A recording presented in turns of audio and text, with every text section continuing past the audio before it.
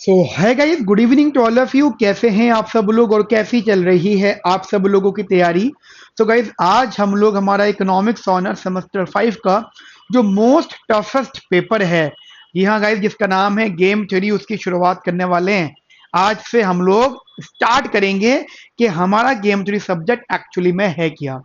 दोस्तों, मैंने आपको ऑलरेडी इससे रिलेटेड एक ओरिएंटेशन सेशन दिया था, जिसमें मैंने सिलेबस तो डिस्कस किया, लेकिन उसके साथ साथ रियलिटी ऑफ दिस सब्जेक्ट ये भी बताया कि दिल्ली यूनिवर्सिटी ने क्यों इस सब्जेक्ट को आप लोगों के लिए कोर पेपर बनाया, कंपलसरी बनाया, और क्या इस सब्जेक्ट की आगे चल के इंपॉर्टेंस है। बहुत अच्छा फीडबैक आया मुझे उस वीडियो के लिए, उस सेशन के लिए। काफी लोगों ने बताया कि सर, ये बात कॉलेज में भी नहीं बताई डिटेल में, हमें तो बस ये था कि ये सिंपल एक सब्जेक्ट है, बस इसमें पास होना है। गाइज नहीं, गेम थ्योरी एक ऐसा सब्जेक्ट है जिसको आपको जीना पड़ेगा। जीने का मतलब, अगर आप after graduation masters in economics करते हो तो यही सब्जेक्ट आपको एडवांस लेवल पे और एड ऑन होकर के मिलेगा। जैसे डीएससी सेमेस्टर 2 में ये 3 पार्ट्स में है।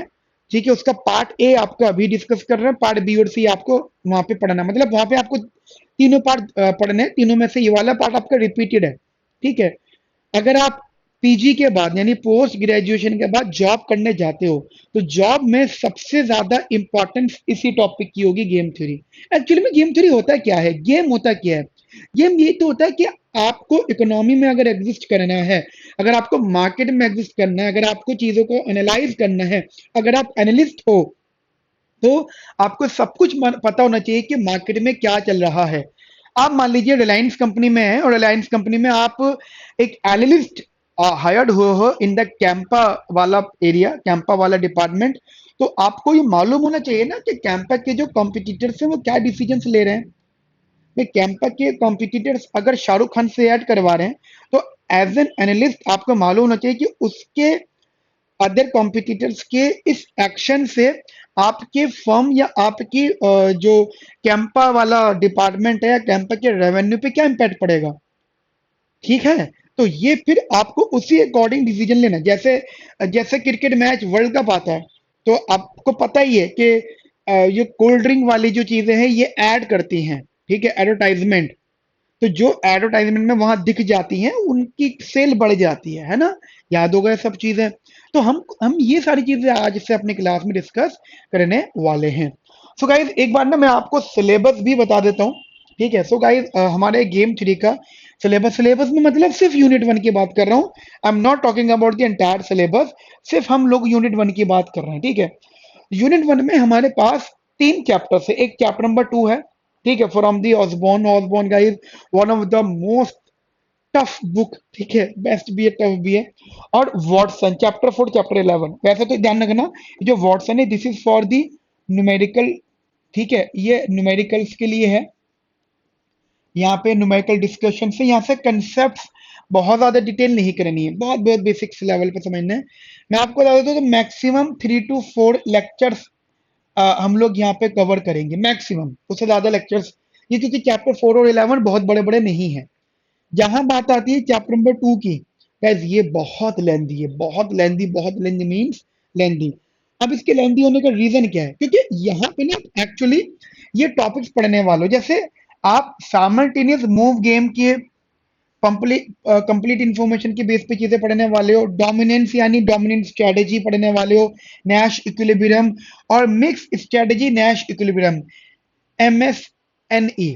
ठीक है, ये यानी मिक्स स्ट्रेटेजी। आगे चल के हम लोग और भी चीजें पढ़ने वाले हैं। ठीक है, सो ये हमारे डिस्कशन क्लासेस में रहेगा। तो हम लोग यहाँ से चैप्टर नंबर 2 शुरू कर रहे हैं दोस्तों। अच्छा, short overview about your mentor. आपके जो मेंटोर हैं, दैट इज समीर चौधरी यानी मैं। ठीक है, और मैं अराउंड 2013 से स्टूडेंट्स को गाइड कर रहा हूँ इकोनॉमिक्स फील्ड में। और मुझे यहाँ तक आइडिया तो नहीं, लेकिन हाँ, अगर मैं कैलकुलेशन करूँ तो 10,000 से ज़्यादा स्टूडेंट्स को मैं अब तक गाइड कर चुका हूँ।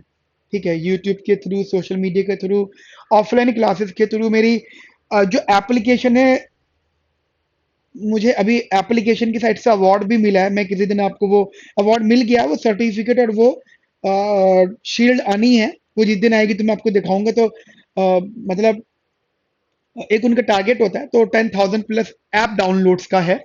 तो वो भी मैं आप लोगों को जनरली कभी मौका मिलेगा तो बताऊंगा। तो वो सब चीजें हैं, और masters economics and net GRF qualified, right. तो वो चीजें मैटर इतनी ज्यादा नहीं करती, मैटर करती है हमारा पढ़ाना। तो हम लोग यहाँ पे यूनिट 1 के बारे में डिस्कस कर रहे हैं, तो स्टार्ट करते हैं डिस्कशन। सो सबसे पहला जो हमारा डिस्कशन है, chapter number 2, that is the Nash equilibrium. तो एक basic understanding, what do you mean by Nash equilibrium. देखिए, एक यहाँ पे टर्म आप देख रहे होंगे, ये है इक्विलिब्रियम। इक्विलिब्रियम का मतलब इकोनॉमी में जितने प्लेयर्स होते हैं उन सबके आउटकम्स की बात होती है। जितने भी प्लेयर्स हों, मैंने बोला example we are saying that there are two players. ठीक है, हमारे पास मान लीजिए यहाँ पे दो प्लेयर्स हैं, प्लेयर ए और प्लेयर बी। अब प्लेयर ए और प्लेयर बी, इन दोनों का ऑब्वियस बात है कोई एक्शन भी होगा, ऑब्वियस बात है इन दोनों के कुछ ना कुछ तो एक्शंस होंगे।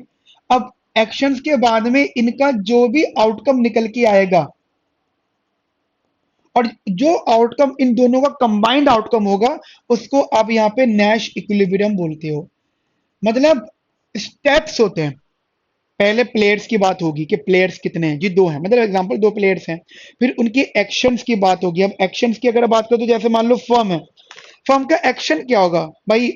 फर्म ऑब्वियसली बात है प्राइस गेम भी खेलती है, क्वांटिटी गेम भी खेलती है। मतलब या तो प्राइस सेम रख के क्वांटिटी ज्यादा बेचती है, या क्वांटिटी सेम रख के प्राइस प्लस माइनस करती है। ठीक है, तो उनकी एक्शन है। What will be the outcome there, मतलब उन लोगों के आउटकम्स क्या होंगे। आउटकम्स होंगे जनरली प्रॉफिट। भाई outcome is what, the profit.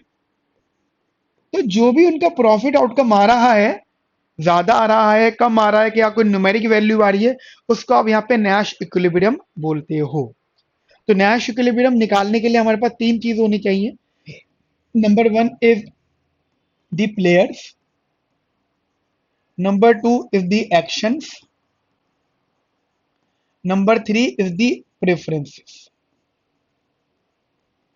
अच्छा गाइस, एक और बात, आप लोगों को नोट्स के लिए टेंशन नहीं लेनी है।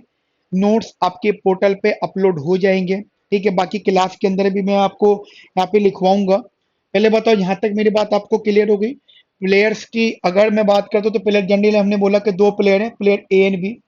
एक्शंस की अगर हम बात करते हैं तो एक्शंस इज व्हाट, एक्शन, जैसे प्लेयर ए और प्लेयर बी फर्म है, मान लो ये फर्म है, firm A and firm B. तो एक्शन क्या होंगे, the prices, whatever the prices they will try to set, है ना, वही हो सकता है। And what will be the preference to maximise profit. So Nash equilibrium is basically the outcome. शुरुआत हमारी यहां से होती है। I hope you got my point, right. सही में आ गया आपको मेरी बात। आप पहले इसको जल्दी से नोट कर लीजिए, और फिर मैं आपको एक छोटा सा नोट लिखवाता हूँ। ठीक है, वीडियो पॉज करके इसको नोट कर लीजिए, और अब लिखिएगा मेरे साथ में, यहां से लिखना स्टार्ट करना। That is a strategy game, लिखिएगा,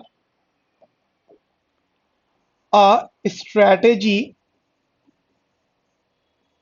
game, a strategy game is a model that represent is a model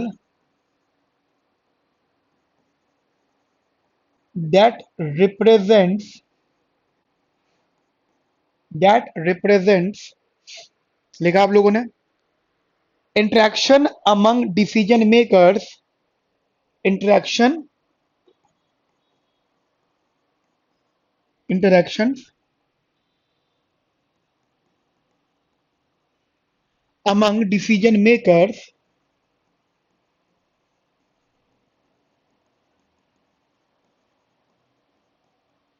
among decision makers, लिखा आप लोगों ने, among decision makers। अब जो डिसीजन मेकर्स है, दैट गिव द नेम, उनको आप नाम दीजिएगा, that they are the players. ठीक है, लिखा आप लोगों ने, they are the players. Each player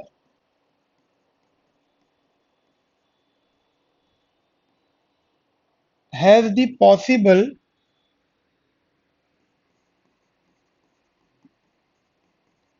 set of actions, possible set of actions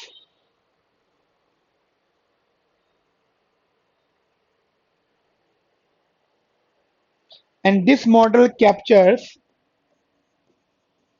and this model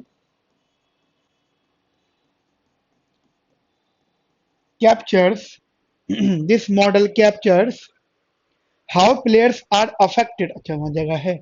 how players how players are affected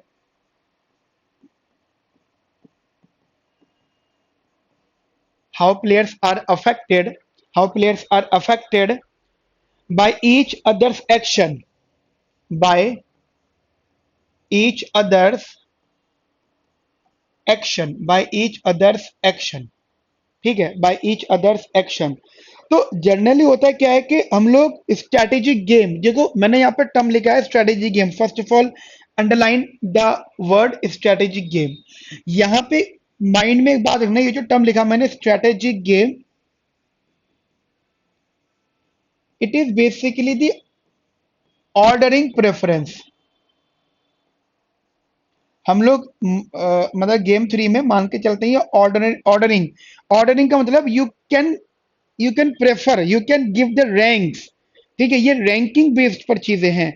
यानी दो प्रकार की थ्योरीज आप अभी तक पढ़ चुके हो, एक कार्डिनल थ्योरी, एक ordinal theory. So this is basically the ordinal theory. ठीक है, ये हमारे इधर ऑर्डिनल थ्योरी है. So there are three things that you are understanding. यहां तक लिख लिया आप लोगों ने अच्छे से, बढ़िया से. नेक्स्ट लिखिएगा दैट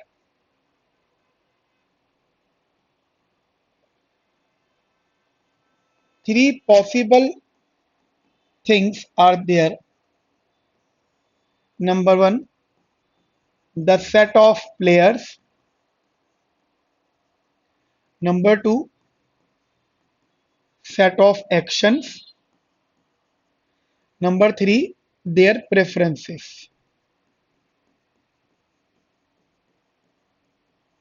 ठीक है. अब आप कहते हो कि सर मतलब ये चीजें कैसे मैटर करती हैं. देखिए मैटर करने का सेंस क्या होता है कि आप ना ऐसे कह दो, जैसे आपने बोला ऐसे कह दो कि सर जैसे मान लीजिए ये हो गया प्लेयर्स, ये हो गया एक्शंस, और ये हो गया प्रेफरेंसेस. ठीक है. अब जैसे आपने बोला कि सर प्लेयर्स में प्लेयर हो गए कंज्यूमर्स, है ना. कंज्यूमर्स प्लेयर हो सकते हैं. ठीक है, मान लीजिए मैंने बोला कंज्यूमर्स जनरली प्लेयर्स है. तो कंज्यूमर्स का एक्शन क्या है कि उन्हें सेम क्वांटिटी चाहिए, but they what they want, वो ये चाहते हैं कि उनके लिए प्राइजेस मैटर करे. मतलब वो प्राइजेस के लिए उनका एक्शन रहेगा. जैसे मैं ही हूं, मैं अगर सब्जी मंडी जा रहा हूं, तो मुझे देखिए अगर हमें सीधा सीधा ऑनलाइन चीजें मंगानी है तो सीधा ऑनलाइन ऐप पर गए, बिग बास्केट हो या तो फ्लिपकार्ट, इन सब में भी सब कुछ है, सीधा ऑर्डर करे मंगा लिया. ये तो होता है नॉर्मल लोगों की बात है जिनके पास थोड़ा समय कम है. पहले जो थोड़ा सा मैं फ्री हुआ करता था, मैं बात कर रहा हूँ जब मैं अनमेरिड था. ठीक है, आज से तकरीबन 10 साल पहले, जब ये ऐप ऑनलाइन एप्लीकेशन वगैरह इतनी नहीं हुआ करती थी, तो जी आलू लेकर आना है, सब्जी लेकर आने, तो सब्जी मंडी गए. ठीक है, तो थोड़ी सी देर लगती थी ढूंढने में. क्या चीज ढूंढने में? अच्छी चीज तो सब जगह है, सस्ती ढूंढने में. ये है, this is the human nature.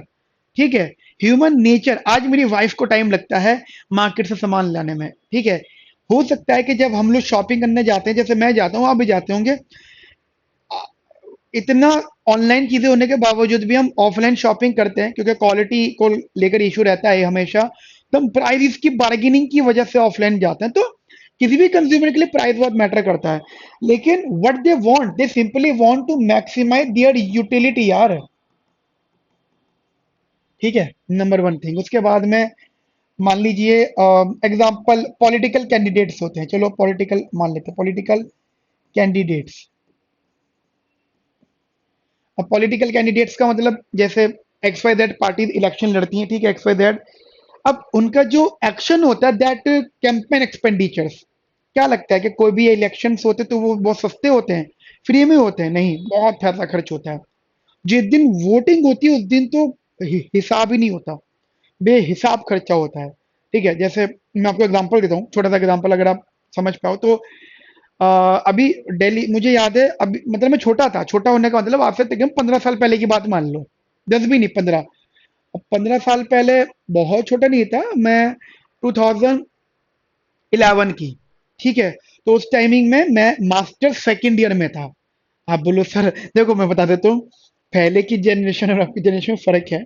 आप मतलब हम लोगों ने मोबाइल फोन 2013-14 के बाद देखे, मैंने पहली बार जो मोबाइल फोन बड़ा वाला स्मार्टफोन लिया है, वो सच बता रहा हूँ, ग्रेजुएशन में तो मैंने लिया ही नहीं था, नहीं दिलवाया था मुझे किसी ने, ठीक है। बाद में लिया हम लोगों ने, तो बहरहाल तो एक बार क्या हुआ था, एक इलेक्शन हो रहे थे, ठीक है, दिल्ली में। तो जो एक पार्टी थी, उनका जो चुनाव चिन्ह था वो ऑटो रिक्शा था, ठीक है। वो सर्च कर लेना आप कभी मौका मिले तो ऑटो रिक्शा उनका चुनाव चिन्ह था। अब हुआ ये कि उन्होंने क्या करा, पोलिंग वाले डेट, मतलब जिस दिन इलेक्शंस थे, जिस दिन पोलिंग्स हो रही थी, ठीक है, उन्होंने लोगों के घर से लेकर पोलिंग बूथ तक, ठीक है, जहाँ पे वोटिंग होनी थी, वहां तक के लिए ऑटो फ्री कर दिए थे। मतलब कोई किसी तरीके से अपने खर्चे से नहीं जाएगा, अपनी कन्वेंस से नहीं जाएगा, लोगों को घर से लेकर वहां तक जा रहे थे। ये दोपहर तक चला, इसके लिए पुलिस कंप्लेंट हो गई कि ये इनडायरेक्टली कैंपेन कर रहे हैं अपना। ऑब्वियसली बात है, कैंपेन सबको करने का हक है, लेकिन कैंपेन करने के तरीके आपको इनडायरेक्टली करना है, सीधे सीधे तो नहीं कर सकते। तो ऑटो रिप्रेजेंट दैट, कि आप ऑटो ड्राइवर को पहले से ही सिखाया गया था कि जो भी तुम्हारे ऑटो में बैठेंगे तो उनको ये रियलाइज कराना कि हमने ऑटो की कन्वेंस फ्री कर दी। तो ये क्या होता है, these are the campaign expenditures. मानते हो मेरी बात या नहीं? तो these are the campaign expenditures, खर्चे होते हैं, ठीक है। या आपने देखा होगा, जो बड़ी बड़ी पार्टीज होती है उनके लोग फैले हुए होते हैं हर जगह, ठीक है। लोगों को बोल रहे होते हैं कि इस पार्टी पे करना है, इस पार्टी पे करना है। उन लोगों को लालच, क्या उनको ट्रेंड किया जाता है, ठीक है। बहरहाल वो एक अलग डिस्कशन का बात है। But why they basically do these things, क्यों वो कैंपेन एक्सपेंडिचर में इन्वॉल्व होते हैं, क्यों खर्चा करते हैं? Because they want to increase the winning probability, ठीक है। उनको प्रोबेबिलिटी ऑफ विनिंग बढ़ानी होती है। थर्ड, मान लो फर्म्स होती हैं, फर्म्स का भी ऑब्वियसली बात है, जैसे कंज्यूमर का होता है, फर्म भी प्राइजेस की बात करती है, प्राइजेस और द क्वांटिटी, इधर to remains the price constant, quantity की सेंस में काम करती है, या क्वांटिटी कांस्टेंट तो प्राइस के सेंस में काम होता है, ठीक है। जैसे मैं आपको एग्जांपल दूं, जैसे कैंपा है। अब कैंपा से पहले कोक, पेप्सी, थम्स अप जितनी भी थी, ये आधा लीटर की जो कोल्ड ड्रिंक थी, ये आधे लीटर की कोल्ड ड्रिंक 40 रुपीज में देते थे, ठीक है। और वही फिर कैलकुलेशन बैठती थी, आधा लीटर की 40 रुपीज में, और 1 लीटर, मतलब ऐसे करते करते वो होता था। कुल मिला के इतनी मतलब महंगी थी वो। कैंपा ने क्या करा, कैंपा ने प्राइस 20 रुपए में आधे लीटर दी, मतलब जो उनकी 20 रुपीज की क्वांटिटी ऑफ कोल्ड ड्रिंक हुआ करती थी, कोक एंड पेप्सी की, वो उन्होंने 10 रुपीज में दी। जो उनकी 40 रुपीज या 35 या 40 रुपीज में हुआ करती थी, वो उन्होंने 20 में दी। और उनकी 2 लीटर की बोतल 100 रुपीज की आती थी, इन्होंने कैलकुलेशन ऐसी करी कि 80 रुपीज की हो गई। तो ये हो क्या रहा था, कैंपा ने क्वांटिटी सेम रखी, मतलब सॉरी प्राइस सेम रखा, क्वांटिटी बढ़ा दी बॉटल के अंदर। तो व्हाट दे ट्राई, उनका और आपको अगर आप डेटा कलेक्ट करते हो, अगर आपने डेटा देखा हो, न्यूज देखी, तो कैंपा ने 1 साल में ही या 1.5 साल में ही अच्छी खासी मार्केट कैप्चर कर लिए, ठीक है। तो what they want to maximise the profit, तो प्रॉफिट उनका यहाँ पे जनरली टारगेट होता है। मुझे बताइए, यहां तक मेरी बात आपको सही में आती है? तो एक ये बेसिक अंडरस्टैंडिंग है हमारे सामने। अब इसके बाद में जो टॉपिक हम लोग इंट्रोड्यूस कर रहे हैं यहाँ पे, इसमें that is the prisoners dilemma. Heading लिखेंगे हम लोग इधर,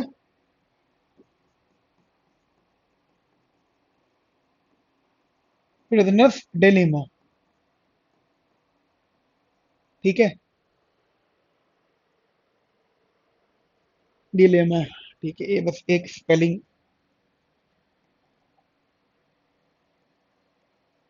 डिलेमा, ठीक है। प्रिजनर्स डिलेमा, हेडिंग लिखी आप लोगों ने। सो गाइज, एक्चुअली में हमारा जो टॉपिक है वहीं से स्टार्ट होता है। अभी तक तो सिर्फ ऐसे डिस्कशन हो रहे थे, और आज वाली क्लास में इसको हम डिस्कस करेंगे। प्रिजनर्स डिलेमा एक्चुअली है क्या, एक्चुअली कहानी क्या है ये?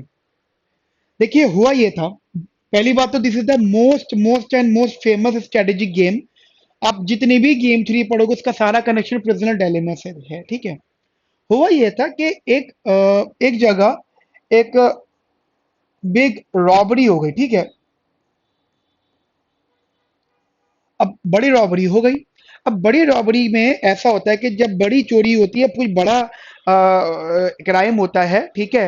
यहाँ पे क्राइम भी कह सकते हो आप, ठीक है। और उसमें ये पता नहीं होता कि किसने किया है। तो पुलिस थोड़ा सा डिस्टर्ब हो जाती है और पुलिस अपने हर तरीके से कोशिश करती है कि किसने किया, कैसे किया, ठीक है। एक सेकेंड। हाँ, ठीक है। तो पुलिस यहाँ पे डिस्टर्ब हो जाती है कि किसने किया, कैसे किया, वो सारी छानबीन करती है। अब पुलिस को एक आइडिया हो जाता है कि हाँ, वो दो लोग हैं, मतलब पुलिस को दिखता है, पुलिस की नजर में दो सस्पेक्ट्स आते हैं। सस्पेक्ट्स मतलब एक होता है सीधे सीधे जिसने क्राइम किया है, एक होता है जिसपे शक हो। तो ये शक की पर्सन, शक की बिना पे दो लोगों को पुलिस सोचती है कि हाँ, इन्होंने क्राइम किया हो सकता है। अब होता यह है कि अगर पुलिस डायरेक्टली जाती है और उनको उठा के ले आती है और कहती है कि तुमने बड़ी रॉबरी करी है, बड़ा क्राइम करा है, चलो जेल में, उन पे केस वेस होता है, तो ये हवाबाजी, ऐसा कुछ नहीं होता। आपने मोस्टली देखा होगा कि कोई पर्सन होता है जो बहुत बड़े क्राइम में इन्वॉल्व होता है और उसको इजीली जमानत मिल जाती है, वो इजीली बरी भी हो जाता है, मतलब बिल्कुल फ्री हो जाता है बहुत आसानी से। जैसे बड़े बड़े लोग होते हैं, बड़े बड़े सेलिब्रिटीज होते हैं, ये किसी अगर प्रॉब्लम में फंस जाते हैं या कोई क्राइम में अगर इनका नाम आ जाता है, तो दिनों का हिसाब होता है कि ये फ्री होके आ जाते हैं, या फ्री नहीं होते तो केस चलते रहता है, अपना बेल पर आ जाते हैं ना, जमानत पे। और कभी कभी आपने देखा होगा कि कोई गरीब आदमी है, छोटे मोटे केस में फंसा हुआ है और सालों बीत गए उसको जेल में। छोटे मोटे केस मतलब है तो क्राइम यार, क्राइम है तो गलत ही चीज, बट वो नहीं बेचारा एडजस्ट कर पाया और वो उसकी वजह से वहां पर इवन एक न्यूज मैंने पढ़ी थी कि एक आदमी कुछ 11 महीने 15 महीने जेल में रहा और उसके वकील ने उसको ये बताया नहीं या उसको तक इन्फॉर्मेशन नहीं पहुंची कि उसकी जमानत जो थी वो $1 की थी। मतलब यूएस की कोई स्टेटमेंट है, ठीक है। $1 की उसकी जमानत थी, मतलब अगर वो $1 दे देता तो वो फ्री हो जाता, बट उसको ये इन्फॉर्मेशन नहीं पहुंची। तो ऐसा होता है। अब हुआ ये है कि सस्पेक्ट पता लग गया। अब पुलिस क्या करेगी, इनको डायरेक्टली तो बोलेगी नहीं कि तुमने चोरी करी है, तुमने क्राइम करा है। पुलिस पुलिस जो मान लीजिए दो लोग हैं, ए और बी, सस्पेक्ट हैं, तो पुलिस उनको उठाएगी इन अ स्मॉल, उनको पुलिस बेसिकली कॉट करेगी, पकड़ेगी इन अ स्मॉल क्राइम, छोटे मोटे क्राइम के नाम से वो उठाती है, जैसे तुमने स्नैचिंग वगैरह करी है उसके हिसाब से, ठीक है। अब पुलिस क्या करती है, इन लोगों को छोटे मोटे, क्योंकि छोटा मोटा क्राइम ऑब्वियसली बात है, विदाउट क्राइम एक दिन से ज्यादा नहीं रख सकती, तो छोटे मोटे क्राइम से उठाएगी, रिमांड लेगी उनका, ठीक है। और जो भी वो अपना प्रोसेस करेंगे एंड आफ्टर दैट, मतलब उनका कोशिश होगा कि इसके लिए उनको उनका जो क्राइम है कबूल करवा लेना उनसे, ठीक है। अब स्मॉल क्राइम है, अब पुलिस क्या करेगी, यहाँ पे उन दोनों लोगों को अलग अलग उठाएगी। जैसे ये पर्सन है, इसको सेपरेट लेवल पे, मतलब प्राइवेटली इससे बात करेगी और इससे भी प्राइवेटली बात करेगी, ठीक है। पहले ना समझ लो, फिर मैं आपके ना डिजिट्स लिखूंगा इसके, ठीक है। तो दोनों लोगों का जो प्राइवेटली बात करेगी और पर्सन ए को ऑप्शन देगी, दो ऑप्शन मिलेंगे। सीधा बोलेगी कि तुमने क्राइम कराया है, कबूल कर लो और तुम्हें 10 साल की सजा होगी, मान जाएगा वो? जिंदगी में नहीं मानने वाला। उसको ऑप्शन देगी कि देखो सुनो, हमारे पास 100% प्रूफ है कि तुमने क्राइम करा है, बस एक छोटे से किलो को ढूंढ रहे हैं, वो किलो मिल गया तो तुम 10 साल के लिए, 15 साल के लिए जेल में चले जाओगे। अब या तो तुम एक काम करो, तुम सरकारी गवाह बन जाओ, यानी तुम बता दो सच्चाई क्या है। अगर तुमने बता दिया सच्चाई ये है, हाँ हमने क्राइम करा, जो भी सच्चाई तुम बता दो, तो तुम्हें हम सरकारी गवाह बना देंगे, विटनेस बना देंगे, ठीक है। और तुम्हारी सजा जो कम हो जाएगी और जितना भी भुगतान है वो दूसरे वाले पे आएगा। मतलब इसके पास दो ऑप्शन देते हैं, मतलब इसे कहते हैं कि तुम बता दो। तो इन फिंक फिंक कहते हैं इन्फॉर्मर, फिंक कहते हैं इन्फॉर्मर, ठीक है, इनफॉर्मल बन जाओ। लेकिन ये चला, ये ऑब्वियस बात है, कहता मैं क्यों, तो ये क्विट, ठीक है, क्विट नहीं क्वाइट, तो ये टर्म्स थोड़े से जानते नहीं होंगे। क्वाइट, ठीक है, ये खामोश रहना पसंद करता है, ठीक है। और इसकी खामोशी का मतलब ये है कि ये कह रहा है कि हमने चोरी नहीं करी, ठीक है, मतलब क्वाइट मतलब नो क्राइम, ठीक है, क्वाइट मतलब नो क्राइम। ये कह रहा है ना मैंने चोरी नहीं करी, उसका मतलब क्वाइट है। इन्फॉर्म मतलब कन्फेस, ही बेसिकली कन्फेस किसने चोरी करी है। अच्छा, सेम चीज जो है बी को भी दी जाती है, same outcome is given to the person B. इसको भी ऑप्शन दिए जाते हैं कि तुम भी क्या करो, दो ऑप्शन दे रहे हैं हम आपको, दो ऑप्शन किया, या तो मना कर दो, मतलब क्वाइट खामोश रहो, इसका मतलब होता है नो क्राइम, कि वो नो क्राइम या नॉट कन्फेस, या फिर तुम इन्फॉर्मर बन जाओ, ठीक है, यानी कन्फेस कर लो कि हमने क्राइम किया है, और अगर तुमने कन्फेस कर लिया तो तुम्हारी सजा कम हो जाएगी। अच्छा, मजे की बात क्या, जब वो पर्सन ए से कह रहे होंगे ना, तो उससे ये नहीं कह रहे होंगे कि तुम कन्फेस कर लो, उससे ये कह रहे होंगे कि देखो, जो ऑप्शन हम तुम्हें दे रहे हैं वही सेम ऑप्शन हमने उसको दिया, और वो कन्फेस कर चुका और वो इन्फॉर्मर बन गया, उसकी सजा कम हो गई। लेकिन हमें यकीन है, हमें पता है कि तुमने क्राइम नहीं करा है, क्राइम उसने करा, उसने तुम पे डाल दिया बात, ठीक है, उसने तुम पर डाल दी है बात, और उसने कहा कि हाँ हमने चोरी करी है, क्राइम करा है, और तुमको अब सजा हो जाएगी। एक एक वेब सीरीज आई थी, ठीक है, राख उसका नाम है, या आपने शायद वो सुना होगा, एक क्राइम हुआ था 1978 में, रंगा बिल्ला, सुना होगा आपने, रंगा बिल्ला, ठीक है। उसमें है वो क्राइम, बहुत बहुत खराब क्राइम है, और उसमें दोनों को फांसी हो जाती है। पता है होता कि आखिर में, वो रंगा और बिल्ला वो दोनों ही एक दूसरे पे अपनी वो डाल रहे होते कि इसने क्राइम किया। ये अगर आप हिस्ट्री भी पढ़ो, उसके बारे में स्टोरी पढ़ो, तो आपको आखिर में मिलेगा कि रंगा कहता था बिल्ले ने क्राइम करा, बिल्ला कहता था रंगा ने क्राइम करा। ये मैंने क्योंकि मूवी भी देख, वो वेब सीरीज भी देखी है राख, तो उसमें मैंने मैंने देखा, हाँ यार ये चीज होती है, और ये पर्सनल डायलेमा वाली बात भी मुझे वहां से क्लियर हुई, क्लियर है। तो होता है क्या, मान लो अगर दोनों को दोनों लोग कन्फेस कर लेते हैं, क्योंकि थिंक मतलब थिंक मतलब कन्फेस, थिंक मतलब confess, if both of them confess, तो दोनों को फिर यहां पे जेल होगी, ठीक है, मतलब उनको फिर पनिशमेंट मिलेगी। और पनिशमेंट का मतलब आपको पता ही है कि जैसे जितनी ज्यादा पनिशमेंट उनको मिलेगी, उतना ही ज्यादा बेटरमेंट फील होगा उन लोगों को जिनके साथ वो क्राइम हुआ था, ठीक है, जो विक्टिम थे। तो this is whole story of the personal dilemma. अब आप क्या होगा सर, हमारा अब गेम थ्योरी से इसका क्या कनेक्शन है। गेम थ्योरी से इसका कनेक्शन गाइस ये है कि यहाँ पे जो ए और बी है ना, ये जो ए और बी, इन दोनों की जो कॉन्वर्जेशन है, उसको हम, और वो कॉन्वर्जेशन न्यूमेरिक कॉन्वर्जेशन जो है, डिजिट्स में जो कॉन्वर्जेशन है, उसको हम यहाँ पे डिस्कस करेंगे, ठीक है। मैं आपने जैसे नोट कर लिया होगा मेरे साथ साथ, आप वीडियो पॉज करके चीजों को नोट कर सकते हो, बट मैं ना इसको थोड़ा फॉर्मल वे में लिखवाऊंगा, क्योंकि ये आगे चल के बहुत बहुत ज्यादा इंपॉर्टेंट होने वाला है। फर्स्ट ऑफ ऑल, ये जो पर्सनल डायलेमा होता है,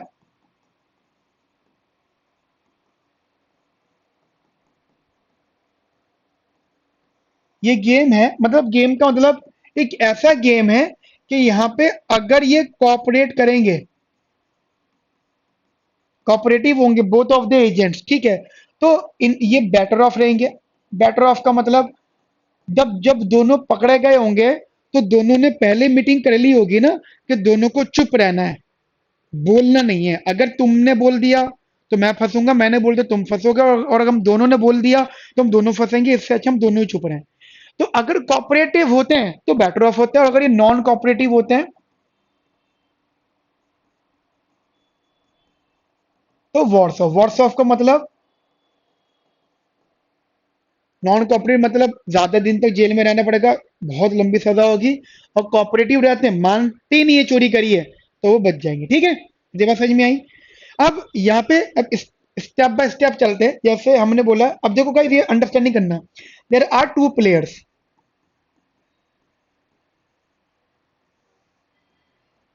जहां पे प्लेयर ए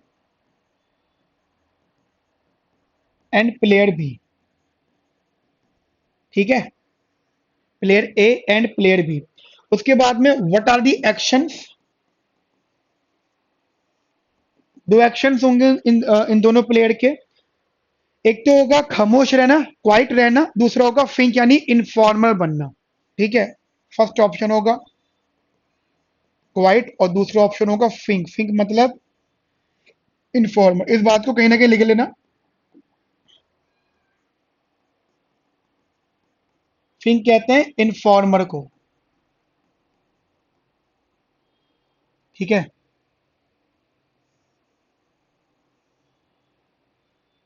ठीक है, फिंक कहते हैं इनफॉर्मर को। अब देखो एक एक करके बात करेंगे। अब इनके ऑब्वियसली बात है कोई ना कोई प्रेफरेंसेस होंगे।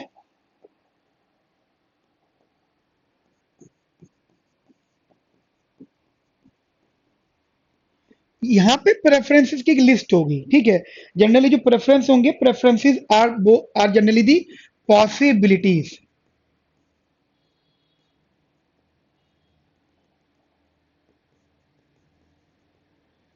अब आप ऐसे सोचना, आपने नोट कर लिया बेटा, साथ साथ नोट कर रहे हो मेरे, ठीक है। अब आप इसको ऐसे सोचना, पॉसिबिलिटीज कितनी पॉसिबिलिटीज बेसिकली यहाँ पे हो सकती हैं। देखो हम एक एक करके बात करेंगे। मान लीजिए यहाँ पे सस्पेक्ट वन है, ठीक है, या जैसे दोनों लोग हैं, दोनों के पास में चार ऑप्शन आ सकते हैं, है ना। चार ही ऑप्शन होंगे दोनों को मिला के। जैसे नंबर वन पॉसिबिलिटी क्या है, आप समझ के रखना मेरे साथ।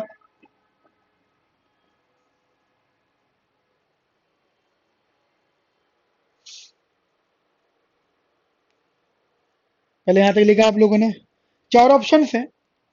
अगर दोनों क्वाइट क्वाइट रहते हैं, अगर उनमें से पहला, देखो ये फर्स्ट, पहला वाला फर्स्ट के लिए बोलेंगे सस्पेक्ट वन, दूसरा वाला सस्पेक्ट टू के लिए बोलेंगे, ठीक है। पहला वाला पर्सन वन, दूसरा वाला person to.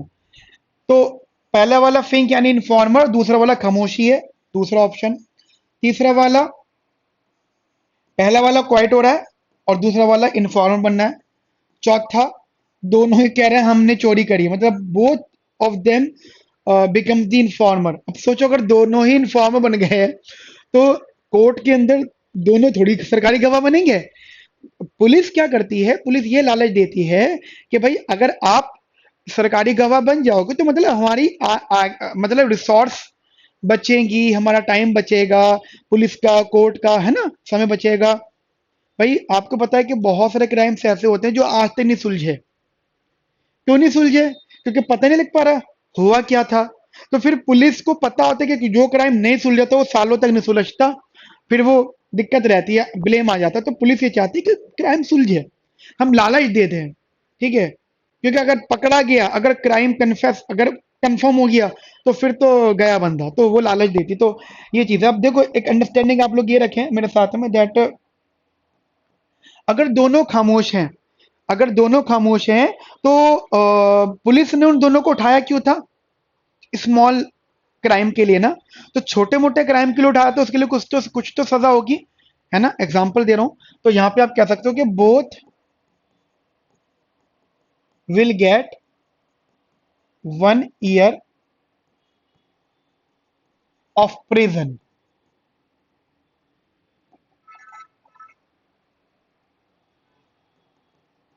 Both will gate 1 year of prison, मतलब 1 साल की तो सजा होगी। उठाया ही गवर्नमेंट ने, पुलिस ने उनको था। दूसरा, फर्स्ट बिकम्स इन्फॉर्मर और दूसरा वाला, ठीक है, सिंक करना, ठीक है। फर्स्ट बिकम्स इन्फॉर्मर, दूसरा वाले के मजे आ गए, ठीक है।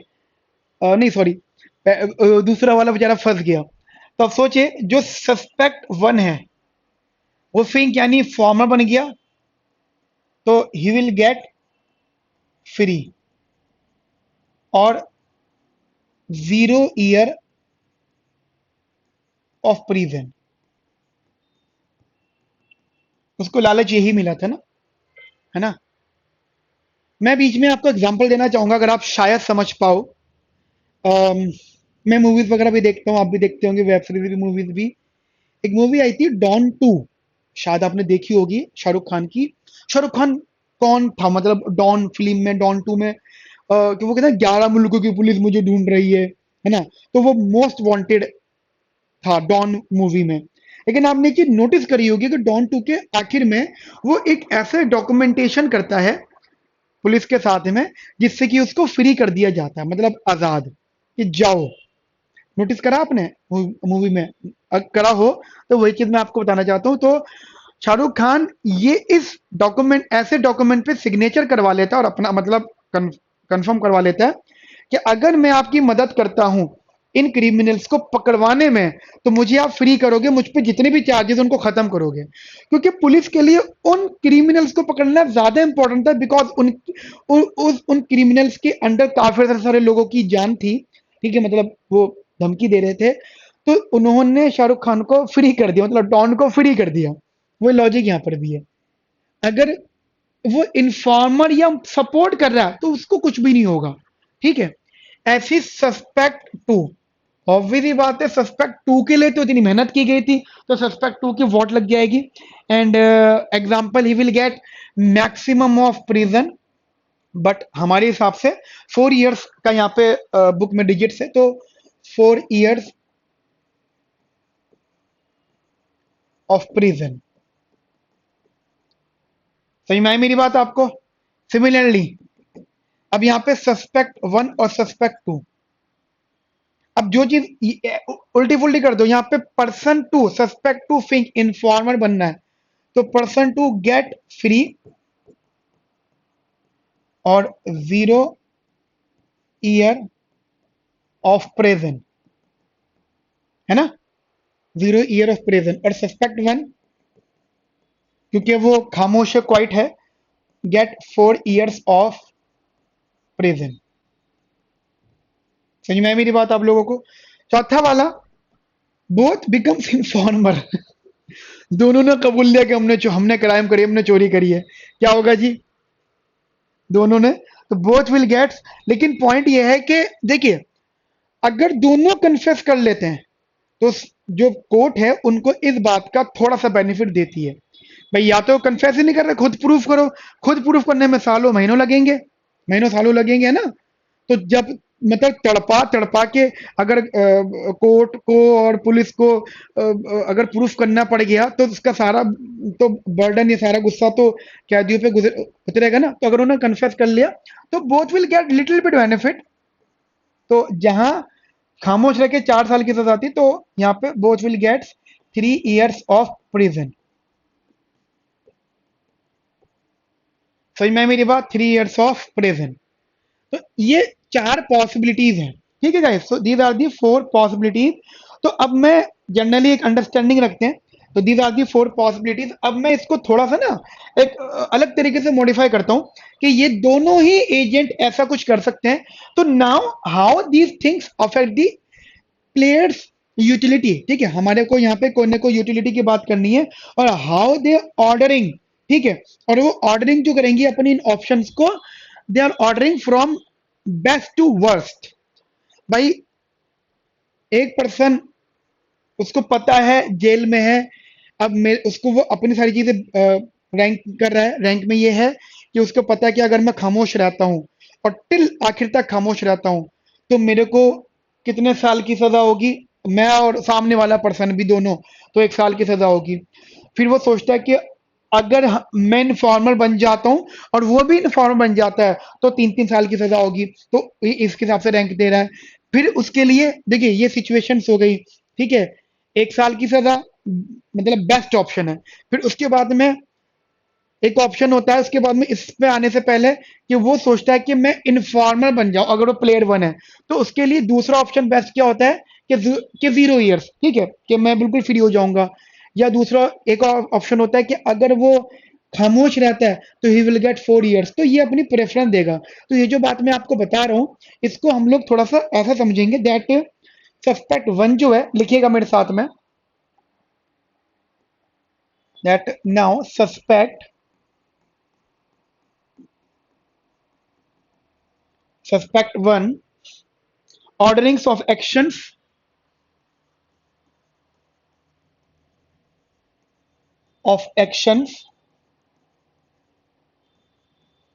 फ्रॉम बेस्ट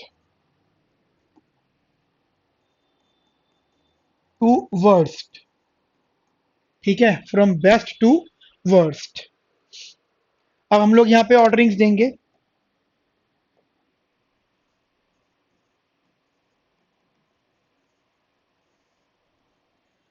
ठीक है, ऑर्डरिंग्स, आउटकम, प्रिजन और utility. Outcome,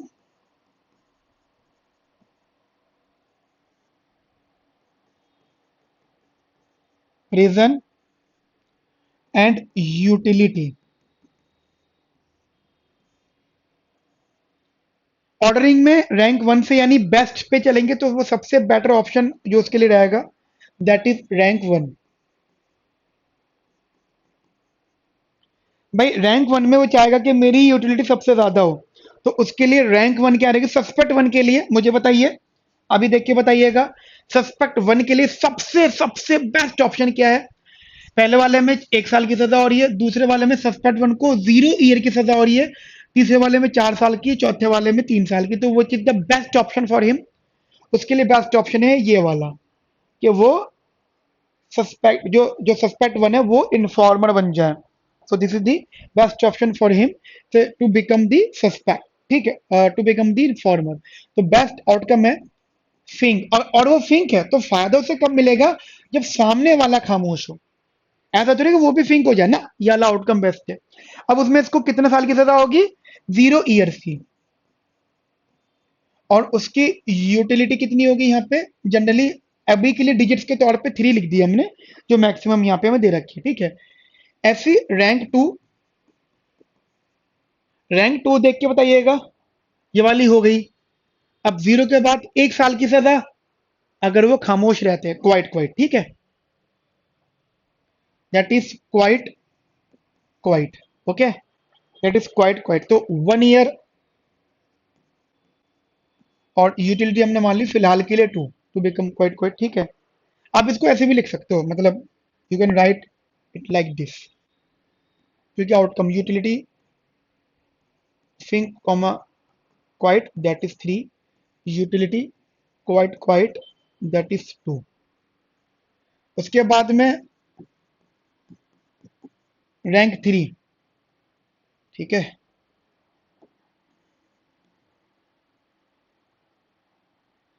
rank 3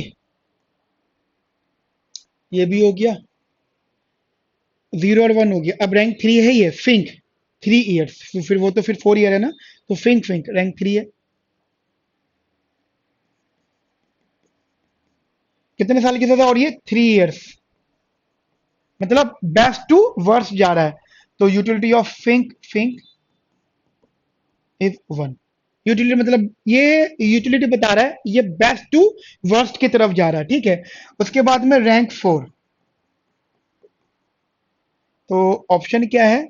that to remains quite और दूसरा वाला बिकम फिंक। इसका मतलब ये खामोश, सस्पेक्ट वन खामोश रहा, दूसरे वाले ने इन्फॉर्म बन गया, तो ये हो गया 4 ईयर्स।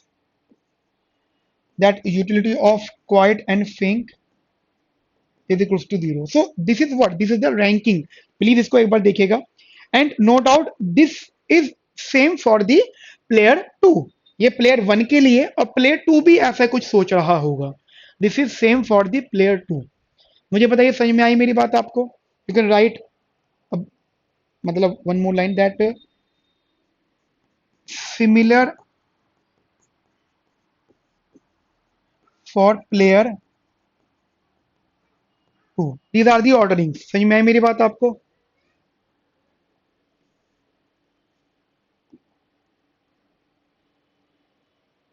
क्लियर? अब एक छोटा सा कंसेप्ट के आई एम जनरली इंटरेस्टेड कि मैं अब इसका डायग्राम बनाऊं, वो मैट्रिक्स फॉर्म बनाऊं इसका। ठीक है, तो मैं, आपने नोट कर लिया अच्छे से। अब मैं इसका मैट्रिक्स फॉर्म बना देता हूं। दैट मेरे पास बॉक्स है, अब इसी बात है, टेक्नोलॉजी का इस्तेमाल तो करेंगे हम लोग।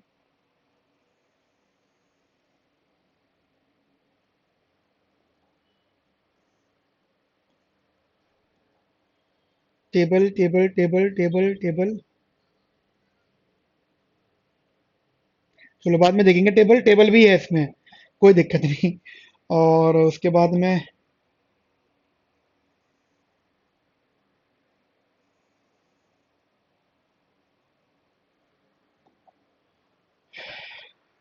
ठीक है, तो यहाँ पे आ गया सस्पेक्ट वन, यहाँ पे आ गया सस्पेक्ट टू। ठीक है, अब वो जो था ना यूटिलिटी वाला, वो फॉर्मेशन आप लोग यहाँ पे लिखोगे। सस्पेक्ट वन का लिख देते हैं, सस्पेक्ट वन। और यहाँ पे आएगा generally that quiet fink, fink मतलब सस्पेक्ट वन के लिए quiet and fink. Suspect one quiet है, सस्पेक्ट टू भी क्वाइट है, तो उनको that what will be the utility of. अब ऑब्वियसली बात है, अगर आप देखोगे सस्पेक्ट वन भी क्वाइट, सस्पेक्ट टू भी क्वाइट, ठीक है, तो उसके हिसाब से the utility is two for suspect one. Suspect one के लिए यूटिलिटी टू है, and similar for suspect two as well, am I right, क्योंकि सिमिलर पैटर्न है। तो आप बोलते हो कि सर, तो मैं कलर बदल लेता हूँ, तो this is two for suspect one, and suspect two के लिए भी तो वही होगा, तो दैट इज सस्पेक्ट टू। ऐसे ही सस्पेक्ट वन अगर फिंक है और सस्पेक्ट टू अगर क्वाइट है, सस्पेक्ट वन अगर फिंक है, सस्पेक्ट टू अगर क्वाइट है, तो उसके लिए आउटकम क्या आएगा दोस्तों? सस्पेक्ट वन अगर फिंक है, हाँ, दैट द थ्री, मैं वही चीज देख रहा था। हाँ, सस्पेक्ट वन फिंक है, वो क्वाइट है, तो उसकी यूटिलिटी क्या बनेगी? थ्री। अब लिख दोगे यहाँ पे थ्री। लेकिन इंटरेस्टिंग बात क्या होगी, अब आपको समझना होगा, इसी आउटकम पे अगर सस्पेक्ट वन फिंक है, सस्पेक्ट टू क्वाइट है, तो इसका मतलब ये चीज उल्टी हो जाएगी for suspect two. Suspect two के लिए यही आउटकम खतरनाक है कि वो खामोश है, सामने वाला इन्फॉर्म बन गया, तो this is the worst part. देखिए, आप इसको उल्टा कर सकते हैं ना, जो रैंक वन सस्पेक्ट वन के लिए, वो सस्पेक्ट टू के लिए रैंक जो लास्ट होगी, क्लियर, तो उसका जो यूटिलिटी आउटकम आएगा, ऑब्वियसली बात यहां से आएगा जीरो। ठीक है, अगर मतलब ये सस्पेक्ट टू के लिए अगर सस्पेक्ट वन फिंक हो रहा है, फिंक मतलब इन्फॉर्मर बनना है, सस्पेक्ट टू अगर खामोश है, तो उसकी यूटिलिटी जीरो होगी, क्योंकि वो पकड़ा गया और उसकी जेल होगी से ज्यादा। Similarly this is reciprocal of both people, 0,3। ये थोड़ा समझने में टाइम लगेगा आपको, बट आप समझ जाओगे। And after that if both of them become fink, मतलब दोनों को दोनों अगर इन्फॉर्मर बनते हैं, then both will get how much number of years of the prison, 3 years, और दोनों की यूटिलिटी क्या होगी? 1-1। ठीक है, अभी हम लोग नैश वगैरह की बाद में बात करेंगे, बट इस चीज को आप लोग अपने माइंड में रखिएगा। ठीक है, एक छोटा सा नोट मेरे साथ आप लोग यहाँ पे लिख लेना। ठीक है,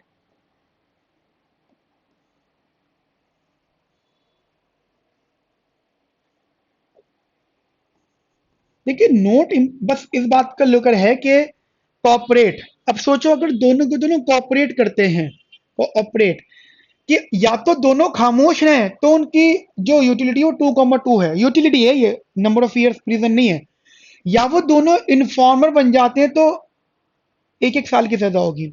लेकिन अगर इनमें से कोई भी नॉन कोऑपरेटिव नेचर का होगा, तो दूसरा एक तो फ्री हो जाएगा, दूसरा बहुत बुरा फंसेगा, या ये फ्री हो जाएगा और ये बहुत बुरा फंसेगा।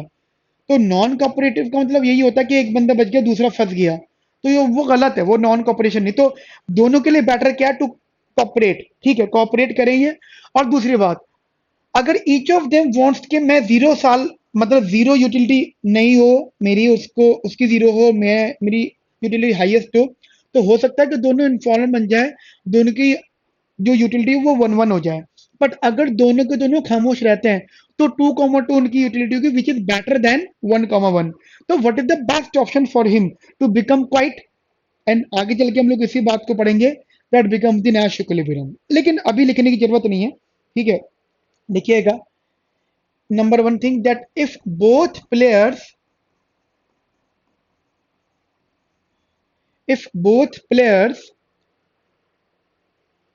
cooperate with each other, cooperate with each other, then will gets better off. Then both will gets better off. Also एक यहाँ पे कंसेप्ट और आता फ्री राइडर प्रॉब्लम का, both will have the incentive for free ride. अभी आगे चल के हम लोग इस टर्म को समझेंगे कि फ्री राइड का मतलब क्या है। फ्री राइड का मतलब यही है कि अगर एक पर्सन ने कन्फेस कर लिया, ठीक है, तो उसको फायदा मिल गया। मतलब दूसरा वाला कन्फेस क्यों नहीं कर रहा था, क्योंकि वो दूसरा वाला पहले वाले के सपोर्ट में था कि यार हम नहीं मुंह खोलेंगे, हम नहीं सच बताएंगे, तो दोनों बचेंगे। लेकिन एक बंदे के पास इंसेंटिव था कि वो बच के निकल जाए। ठीक है, तो this is the whole story of today session. आज हमने इसमें डिस्कशन किया, नैश इक्विलिब्रियम से रिलेटेड स्टार्ट किया। तो आज के लिए हम लोग इतना रखते हैं। अब नेक्स्ट लेक्चर में we will start the working on a joint project वाले पार्ट पे। ठीक है, दो तीन चीजें हम लोग यहाँ पे सीखेंगे आने वाले नेक्स्ट सेशन में। ठीक है, परफेक्ट है, परफेक्ट है। तो आज के लिए इतना रखते हैं, मिलते हैं नेक्स्ट सेशन में। तब तक अपना ध्यान रखो, ख्याल रखो। Have a nice day, thank you, bye bye, take care.